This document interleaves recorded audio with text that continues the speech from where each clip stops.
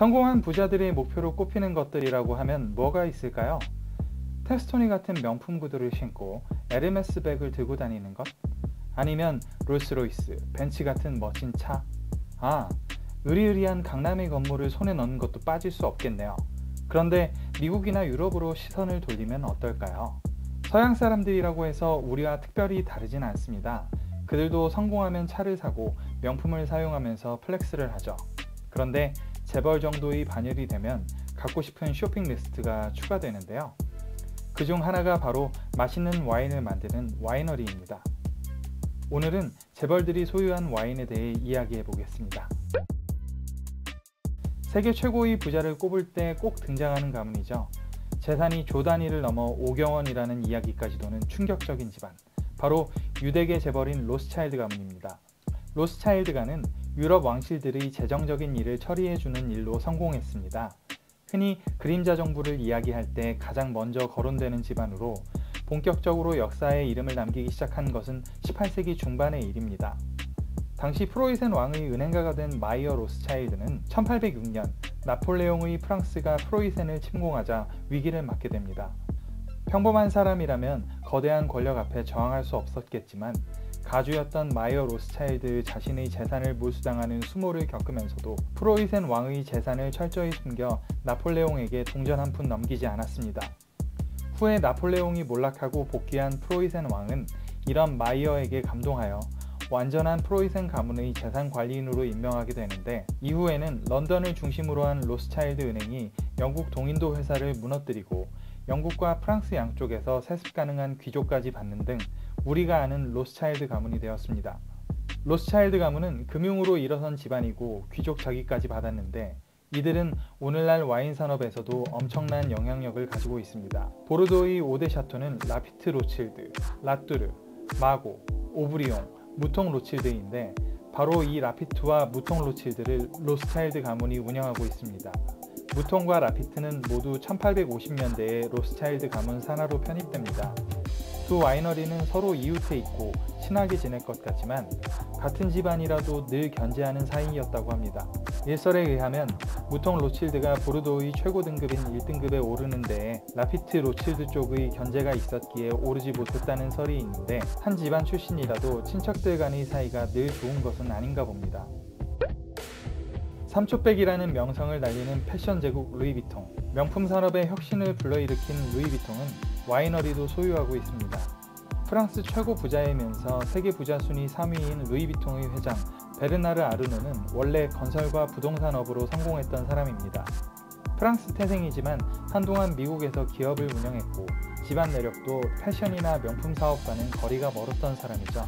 그러던 그가 명품 산업에 뛰어든 것은 우연이었습니다.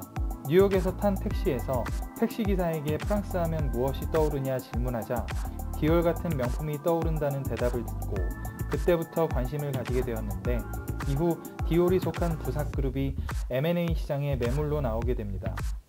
충분히 승부를 걸 만한 사업이라는 판단을 하게 된 아르노 회장은 1984년 부삭그룹을 인수하며 명품 산업에 뛰어들게 되죠.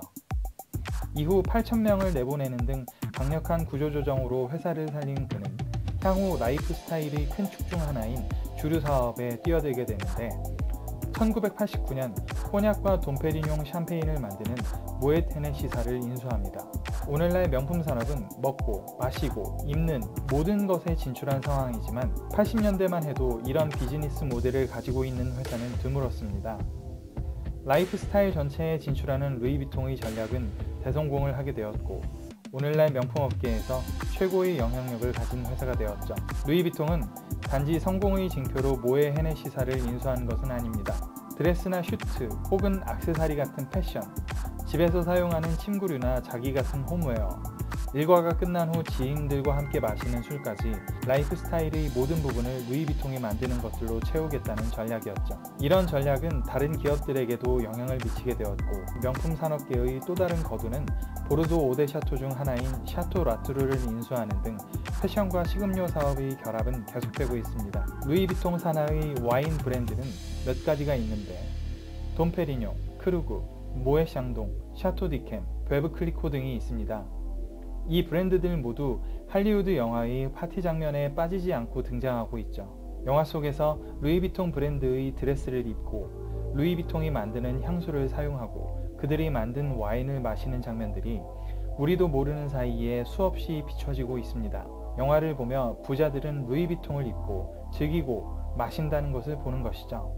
아르노 회장의 딸로 루이비통의 부사장인 델핀 아르노의 남편은 역시 와인업계의 큰손인 간치아 그룹의 상속자인 알렉산드로 간치아입니다. 돈페리뇽 등 루이비통이 만드는 샴페인이나 와인은 상당히 고가인데 비해 간치아가 만드는 스파클링 와인들은 상당히 저렴한 가격에 구입할 수 있습니다. 물론 소주 같은 술들에 비해 비싸기야 합니다만 와인치고는 저렴하고 가성비가 좋아 마트에서 구하기도 쉬운 편이니 나중에 한번 드셔보셔도 좋을 것 같네요. 네이버에 사스날을 검색해 보았습니다. 그런데 신기하게도 아스날이 뜨네요. 네, 그렇습니다. 골수팬들은 차라리 사스날로 불리웠을 때가 그리웠다는 아스날. 숫자를 셀 때는 1, 2, 3, 아스날, 5로 수를 세야 합니다. 해축에 관심 있으신 분들은 늘 구단주를 욕합니다. 욕 안 먹는 최고 전업급은 만수르 정도뿐이라고 할까요? 돈 많으신 해외 축구 구단주들은 본인은 돈 많지만 구단에 돈 안 쓴다고 팬들이 욕하는 경우가 태반인데 그중 손꼽히는 구단 중 하나가 아스날이죠. 아스날 구단주인 스탠 크랭케는 유럽이 아닌 미국 사람입니다. 재산은 80억 달러 규모로 부동산 사업을 바탕으로 돈을 번 사람이죠. 그의 처가는 세계 최대의 마트인 월마트 가문으로 본인 능력도 있지만 대단한 처가의 인프라 덕을 많이 본 사람이라고 하겠습니다. 현재는 스포츠 구단들에 대한 투자 비중이 상당히 높은데요. 미식축구, 프리미어리그, 아이스하키, NBA 등 4대 스포츠에 모두 투자하고 있죠. 오버워치와 콜 오브 듀티 등 게임 스포츠 산업에도 진출한 상황인데 아스날에 대한 인색한 투자로 인해 욕을 많이 먹고 있습니다. 돈 많으신 사업가답게 스탠 크랭케 역시 유명 와이너리를 보유하고 있습니다. 부동산 업자이니 자연의 일부인 땅을 사랑해서 그러셨는지도 모르겠네요. 축구에서야 사스날이라는 명칭을 받으며 욕을 많이 먹고 있지만 가지고 있는 와이너리는 미국 1위라는 이야기를 듣기도 합니다. 바로 컬트 와인 중 최고봉이라 불리기도 하는 스크리밍 이글인데요. 1년에 생산하는 와인의 양이 10,000병이 안 되는 적은 생산량이지만 탁월한 품질 덕에 병당 수백만 원의 가격에 판매되고 있습니다. 스크리밍 이글로 큰 성공을 한 크랭케는 새로운 와이너리도 만드는데 2008년에는 포나타라는 와이너리에서 더 힐트라는 와인을 생산하고 있습니다. 로스차일드나 루이비통의 와이너리처럼 규모가 큰 와이너리들은 아니지만 지금까지의 성공을 토대로 괜찮은 실적을 이어갈 수 있지 않을까 기대되네요.